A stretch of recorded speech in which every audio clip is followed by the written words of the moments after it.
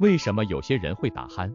打鼾是指在睡眠中由于空气流通受阻而引起的鼻腔和喉部的共振声音。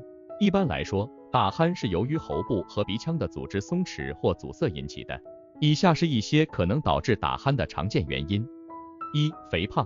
过度肥胖会导致喉部组织松弛，使得空气流经时更容易受到阻碍，从而引起打鼾。二、饮酒和吸烟。饮酒和吸烟会导致喉部肌肉松弛，从而使空气流通受到阻碍，引起打鼾。三、睡姿不良。睡姿不良，如仰睡或平躺，会导致口腔和喉部组织松弛，阻碍空气流通，引起打鼾。四、鼻腔阻塞。鼻腔阻塞可能由于过敏、鼻窦炎、感冒等病症引起，导致空气流通受到阻碍，进而引起打鼾。五、年龄。随着年龄的增长，喉部和鼻腔的组织会松弛，这可能导致打鼾。六、睡眠呼吸暂停综合症。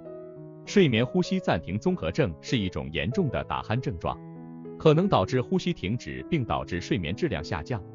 除了以上原因，打鼾也可能与一些遗传因素有关。